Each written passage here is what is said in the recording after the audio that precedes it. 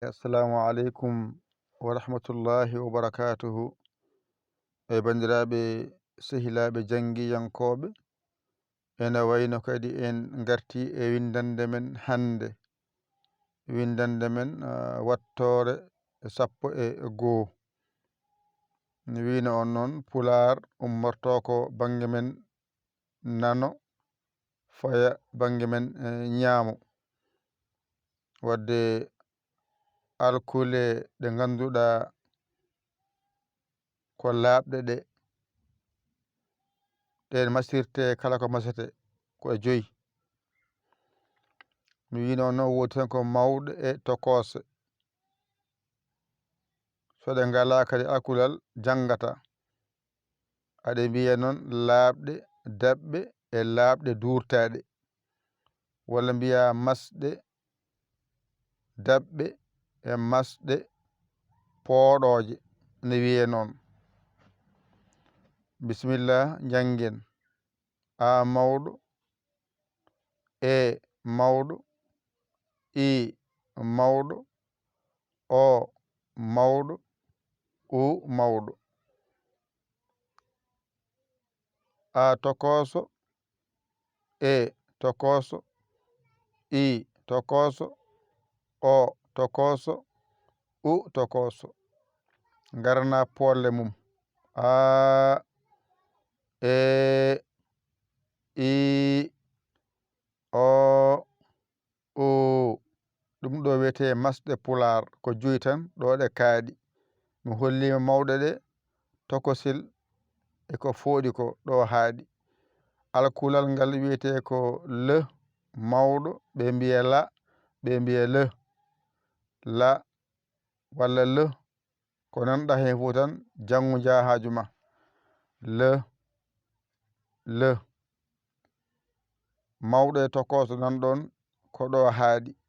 alkulal kala watan ko mangal e tokosal ari ardi.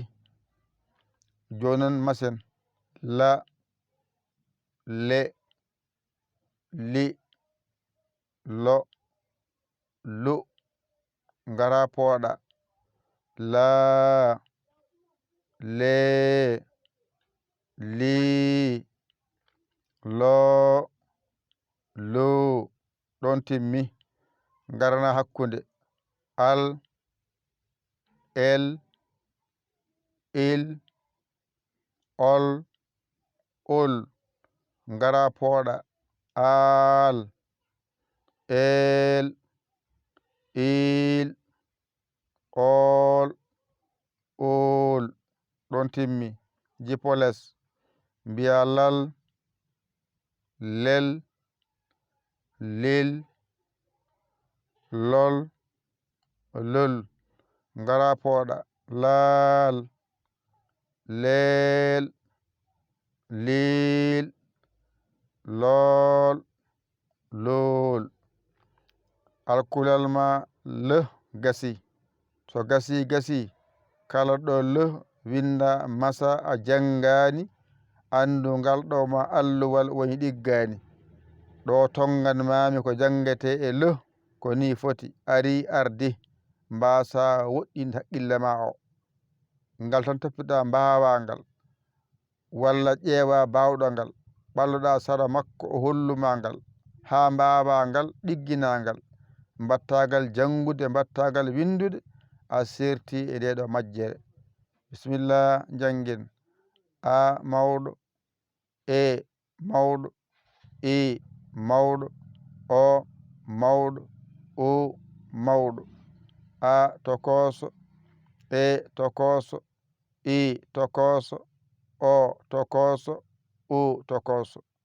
ngara pooɗen a, E, I, O, U. timmi masɗe ma. alkulal ma le mangal, le tokosal. ngara masen la, le, li, lo, lu. ngara pooɗen la, le, li, lo, lu. hakkunde al, el, il, ol, ol ngara pooɗen al el il ol ol jippoles lal lel lil lol lol ngara pooɗen laal leel liil lool lool timmi ƴettu kuƴol ma e karnema mbañotoɗa janga ɗigga a hoolaki hoorema ƴeew camorɗomo ɗakkoɗa sara makko o holluma ha jiita lawol aɗa yabana walluma noddu en 00 221 77 906 14 81 mbaɗa yaya mbaɗa li jiya WhatsApp o ngara caggira saggere ma a saggani ko ɗum jinmi yo Allah wallu yo Allah newnu yo Allah reen o ko musidɗo mon almudo mon giɗo mon sabu Allah Yaya li kawla Sénégal alhamdulillahi rabbil alamina on jarama wassalam